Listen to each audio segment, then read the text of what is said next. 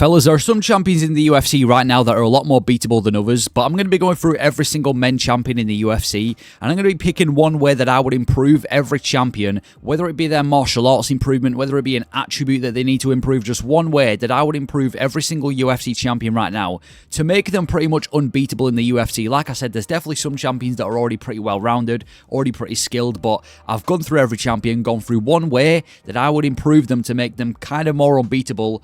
And yeah, let me know your thoughts on this. And we'll start it with Jon Jones, the heavyweight champion of the world. To improve Jon Jones, I would improve his boxing. I would improve his hands. It's kind of crazy how Jon Jones is regarded by many as the greatest of all time and the greatest MMA fighter of all time. Has terrible hands. This dude has never had great boxing, and I just feel like throughout his career he would have had a much more successful career. Not that it wasn't successful already, but I think specifically towards the end of his light heavyweight career when he was having these stand-up fights, he would have had a lot more success if Jones just had a decent base of boxing. He's always had pretty good striking. His kicks, his use of range, setting up knees, setting up elbows has always been pretty good, but as far as boxing goes, it's never been that good. Like, imagine how scary Jon Jones would be if he could put people out of there with his hands, because in his UFC career he never really had that decent hands. I mean, he was able to drop Shogun with a body shot, but apart from that, his hands have never really been effective, and he's always kind of been outstruck just from the hands alone. So for Jon Jones, I would improve his boxing, but imagine how scary he would be if he had that kind of skinny, lanky Deontay Wilder power, or if he had like Francis Ngannou power in his hands, or he just had decent technical boxing. Jones would be on a whole other level, and I'm sure towards the end of his light heavyweight career, he would have put so many other people out there with just his hands. And if we're talking about current Jones as well, I know there's a few problems. He's old, his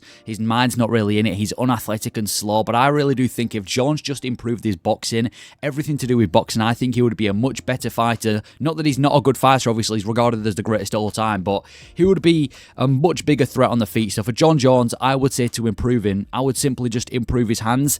And then for Alex Pereira, we all know what it is. It's improve his takedown defense. He's a former Glory Kickboxing, obviously, champion. Came over to the UFC, and on the feet, he's already pretty unbeatable. Like, the dude is just sleeping people left, right, and center, collecting opponents like it's Thanos Infinity Stones. But as far as grappling goes, it's definitely not his best asset. I mean, you look at his three most difficult wins in the UFC: Jiří Procházka, the first fight, Adesanya, the first fight, and Jan Blachowicz. All of those things have one thing in common, and that is that he got out-grappled in those fights. Not for the majority of the fight, but in that Jan Blachowicz fight, that first round, complete grappling domination by Jan Blachowicz, and then a bit of the second round as well. Got controlled on the ground by Adesanya in their first fight, got taken down by Jiří in their first fight, and even though I'm sure it's improving with his work with Glover Teixeira, he's going to be facing Magomed Ankalaev next, and even though Ankalaev isn't just, he can also strike on the feet. He said he wants to strike. If this dude takes Pereira down, it could be scary for Pereira. So I think to make Alex Pereira unbeatable, if he had improved takedown defense, like imagine Ankalaev shoots for a takedown and it gets stuffed, like a really good takedown, and it just gets stuffed so effortlessly from Pereira. If I was Ankalaev, I would shit myself in that situation because, like I said, he's already unstoppable on the feet. The only place he lacks is the ground game because he's obviously not had that much experience grappling. So for Alex Pereira, if he improves his takedown defense, which again I'm sure he's doing with his work with Glover Teixeira, I think Pereira would be pretty much unbeatable in the UFC, or at least unbeatable in the light heavyweight division. So for Alex Pereira, I've gone with the obvious one: improve his takedown defense.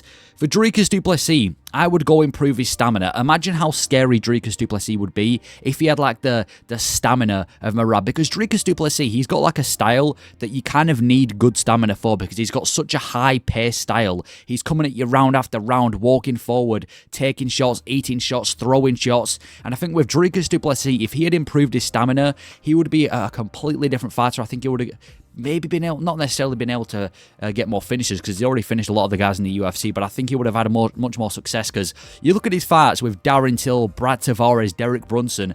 After the first fat round, he kind of looks exhausted, and I know since sorting out his nose issue, we saw in that Sean Strickland fight, he didn't look too bad in those last two rounds, but if Dricus du Plessis just improved his stamina a little bit more, I'm not sure there's much people in the middleweight division that would be able to keep up with the pace that Dricus du Plessis brings. So for Dricus du Plessis, he is a bit of a sloppy striker. He is fairly well-rounded, but I think if he had much better stamina and he was able to go the full 5 rounds without having to breathe like his life and death, I think Dricus du Plessis would have a lot more success, and I think he would be even more unbeatable. Not that he's currently unbeatable, he's probably the not to be disrespectful, but probably the least skilled out of every current UFC champion. So I think if he improved his stamina, this high-paced style that he has would be a lot more successful. For Dricus to Plessis, I would say improving his stamina would improve him a lot.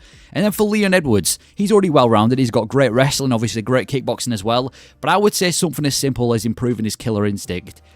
Leon Edwards just don't really have that killer instinct. You look at Leon Edwards, he looks like one of those guys that don't have a single thought in that head of his. He's really technical, but I just can't. Leon doesn't strike me as the type of guy to rock you and then want to go for the finish. We saw in that Nate Diaz fight, and I know Nate Diaz is a tough motherfucker, so we can't really bring up him as an example, but he couldn't get Nate Diaz out of there. In that Colby fight specifically as well, he couldn't put Colby out of there when he was pretty much cruising through Colby Covington. Like, I think after that third round against Colby Covington, when he was three rounds to none, I think he should have put a bit of a pace on it. I think he should have taken a little bit more of a risk and tried to go for the finish, obviously within reason. But I feel like Leon just needs to push a bit of a pace more. You look at his fights before the title shot against Usman, and obviously before the Diaz fight, a large majority of those fights were just decisions as well, with only 2 of them coming by way of finish. So I would say for Leon Edwards, his killer instinct, like I said, he's a super technical guy, and at the end of the day, the job is getting done. But it would be good to see Leon Edwards become a little bit more dangerous when he rocks somebody, go for the finish, put a little bit more of a pace on someone. The only fight where I've really ever seen Leon Edwards try and go for it is that first fight with Belal Muhammad. So maybe we're going to see it at UFC 3 or 4, but for Leon Edwards, I would say killer instinct is kind of what he needs, because you don't look at Leon Edwards as a guy that, you know what I mean? He don't strike you as the type of person to want to go for the kill. So for Leon Edwards, I'm going to say killer instinct. Islam Makhachev, fairly unbeatable. There's very few things, and it was definitely difficult coming up with a way I could improve Islam Makhachev, but I would just simply say, improve his kickboxing. I'm not saying he's a bad striker. Some would say he outstruck Dustin Poirier, he KO'd Alexander Volkanovski, he dropped Charles Oliveira when Oliveira was one of the best strikers at the time, so he's definitely not got that bad striking. But if Islam Makhachev improved his kickboxing to the point where he wouldn't even need the threat of the takedown to have success on the feet, I really just don't see a way this dude loses, because who in the lightweight division is beating Islam Makhachev if he improves his kickboxing even more? Because he ain't getting touched on grappling unless Arman Tsarukyan or Gamrot come in with some smoke. Apart from those 2 guys, and even if those 2 guys were to come in with some great grappling, if Islam keeps on the feet and he had improved kickboxing, this dude would be so dangerous. So for Islam Makhachev, I'm going to say he's already well-rounded, he's already good pretty much everywhere, but if he just improved his kickboxing a bit more to the point where he was better than a lot of these contenders just purely on the feet without the threat of the takedown, there ain't no way you're beating this guy. So for Islam Makhachev, I'm going to say improved kickboxing, because his grappling's already the best it can be, and his striking's improving a lot. Let him improve his kickboxing a bit more. This dude's becoming unbeatable. Then we've got Ilia Topuria. Again, another guy that's fairly well-rounded. He's got great jiu-jitsu, great hands. He just KO'd Volkanovski. But for Ilia Topuria, it's a bit of a weird one and quite specific, but it is improved takedown setups. The thing about Ilia Topuria is he has really good ground game, and I feel like everyone knows the dude is scary on the feet. We saw it in the fight with Josh Emmett. We saw it when he KO'd one of the best strikers in the UFC with Alexander Volkanovski. Everyone knows Topuria is an absolute master on the feet. No one in the featherweight division is probably going to want to strike with this dude apart from Holloway.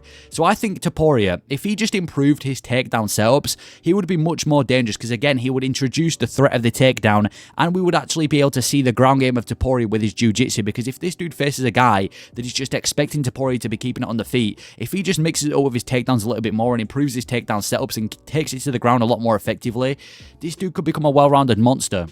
So for Topuria, again, it's a bit of a specific one, but I would say improve his takedown setups, improve his takedown entries, and I think this dude will become even more well-rounded than he already is. And if we just saw a little bit more wrestling from Topuria, it's going to keep people guessing. So for Topuria, I'm going to go with improved takedown setups. And then for Sean O'Malley, again, a pretty basic one.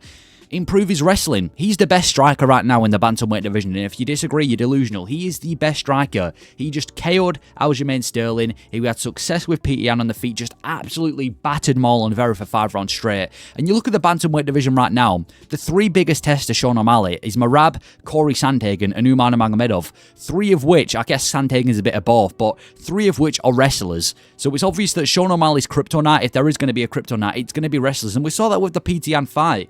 Peter Yan had a lot of success with wrestling, and Peter Yan's definitely not even one of the best wrestlers in that division. So I can only imagine how a Merab would do against Sean O'Malley. So if Sean O'Malley just improves his wrestling, whether it be, just takedown defense or whatever it be, I think if Sean O'Malley just improved his overall wrestling base, again, I'm not saying it's currently bad, but if he just improved it, I think he'd be able to hang with these guys like a Sandhagen, like a Merab, like a Nurmagomedov. And I think that would make Sean O'Malley pretty much unstoppable because, like I said, on the feet, no one's touching this guy. He's just so dangerous on the feet. No one's touching Sean O'Malley on the feet. So if he can improve his wrestling, I think Sean O'Malley would be even more unbeatable than he currently is. And then finally for Pantoja, it's improved striking defense. Pantoja is kind of similar to a Dricus du Plessis in the sense that this dude has close fights in every fight, like he did with Moreno at 290 and Royval at 296, and when he just beat Steve Erceg. His fights are way too close. And it's because he's getting hit too often. You look at, his past 3 fights. Look at the significant strikes of his opponents, 2 of which he was actually below on the significant strikes. We know Pantoja has got really good grappling, really good jiu-jitsu, but he's not bad on the feet, but he gets hit way too often. I feel like Pantoja needs to stop engaging in these scraps because these fights are way too close. That fight with Moreno at 290 was way too close. That fight with Erceg at 301 was way too close. I would have definitely given him the win over Brandon Royval without question, but even in those later rounds against Royval, he was getting tagged a lot. And for Pantoja, I feel like just simply not getting hit as much as he gets hit would make it much more effective for Pantoja. Be more calculated, because we know when he engages in these brawls and gets hit a lot, he tends to fade in those later rounds, as we saw against Erceg and specifically against Brandon Royval. So for Pantoja, I'm going to say improved striking defense, stop engaging in these scraps, and he would be a much more effective and much more unbeatable flyweight than he already is. But that is me going for every single champion and how I would make them unbeatable. Let me know if you agree. Let me know your thoughts on, if you'd have changed anything around. But that is my list. Thank you for watching.